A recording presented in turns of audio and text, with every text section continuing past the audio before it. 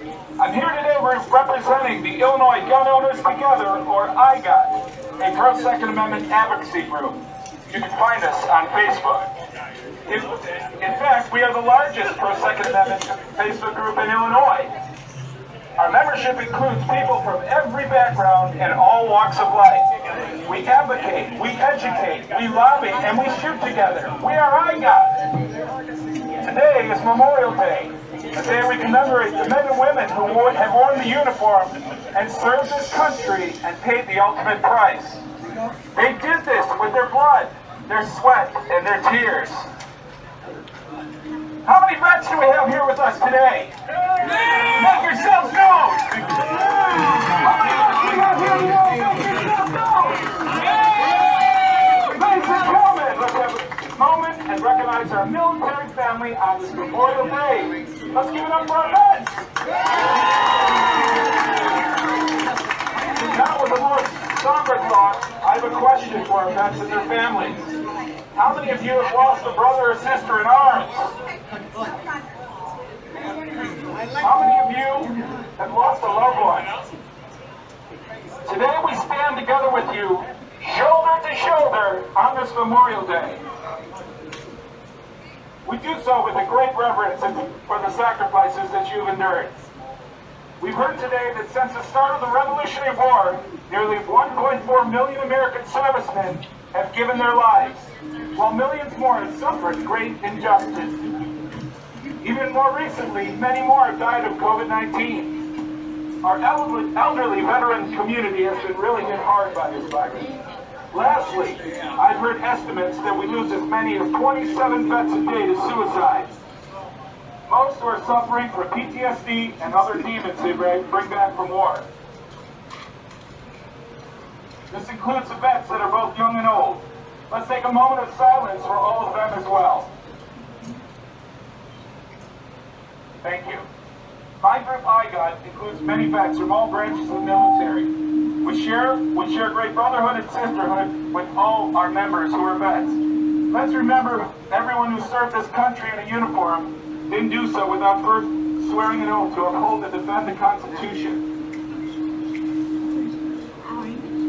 Our Constitution begins with a Declaration of Independence from the British Crown. This is officially when our country was born. The Declaration, as you know, eventually provoked a war. This war happened after years of expressing our gripes and grievances. Soon after our Constitution was ratified, it was amended to include a Bill of Rights. These rights were articulated by some of the most brilliant men in history. Uh-oh, the battery's starting to go. But at the same time, they were given to us by God and by the laws of nature. These guaranteed rights belong to you and I just the same. They can't be taken from us by this or any government. Yes! Today, we'll concentrate on just two of these rights. I'd like to share with you why I feel they are so important both then and now. The First and the Second Amendments say a lot about America. They've truly helped shape our American spirit and identity. Being a Second Amendment advocate, I have a unique perspective of how our rights get trampled on. But unfortunately, we've all become too complacent and even used to this. In my opinion, not some, but all gun laws are infringements. This would be a great topic for another time. The Second Amendment reads as follows: a well-regulated militia, being necessary for the security of a free state, the right of the people to keep and bear arms shall not be infringed. Amen! The interpretation of this amendment has widely been debated throughout our history. However, it still stands the test of time. The Second Amendment gives we the people the specific right to defend ourselves. We can do so against all enemies, both foreign and domestic. Yes, this also includes the bad guys, and even a tyrannical government when they act in an unjust manner. Don't forget that. The Second Amendment is important because it protects all the rest, but especially the First Amendment, which is why we are here today. While the Second Amendment tends to fall on deaf ears for some, it has now become far more important to many. Some never grasped they would ever need this right. They took it for granted, yet some have even called for its repeal. Fortunately, in America, this will never happen. Yeah. Unless we let it. We're not gonna let it.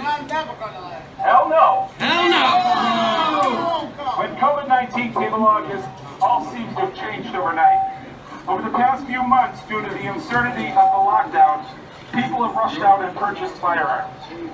It's been reported that several million new guns have been purchased by mostly new gun owners. As a result, ammunition prices skyrocketed as ammo became scarce. You might remember the same thing happened with toilet paper. Hey, John. John, when you're done, let me say something. Furthermore, it may seem scary that many of these new gun owners have no training whatsoever. And that's where IGOT comes in. Accepting new members of all abilities, we have many certified instructors as well as vets who can help each other in the group. If you have a firearms-related question or one about the Second Amendment, don't hesitate to ask one of our members among us today.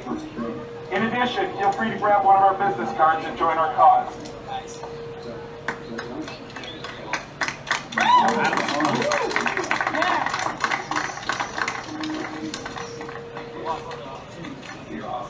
Today we are here exercising our First Amendment right, which states the following.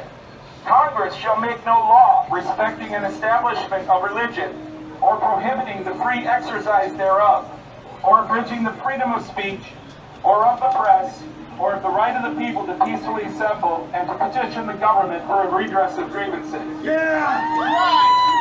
Are you grieving? Yeah! Can you honestly say that any of these enumerated rights haven't been trampled on? John, we gotta speed it up. Yeah. I submit to you that the First Amendment in its entirety and all of its clauses individually have been grossly violated.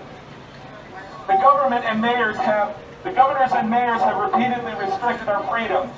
They've done so with their extended stay-home orders, which are surely unconstitutional and unhealthy. This extended lockdown has caused our country irreparable harm. Our families and businesses are suffering and on life support, while others prosper in other states. I believe now that more is known and the immediate threat from the virus is winding down, that we need to get things back up and running again. This is why I propose that all of our rights and freedoms be fully restored immediately. I stand here and proudly say, let's open up Illinois. Let's open up America. The cops were going to shut it down about 5 minutes ago. I don't know why they stopped. We're watching the whole thing. Okay. Well, the commander is he's on the phone right now. He came over and he said, listen, we're not the bad guys. We don't agree with this. We don't want to be the bad guys. But you know, yeah, he's been totally cool about it. It was the hugs that set it off. Right, I told Anthony every time they said before.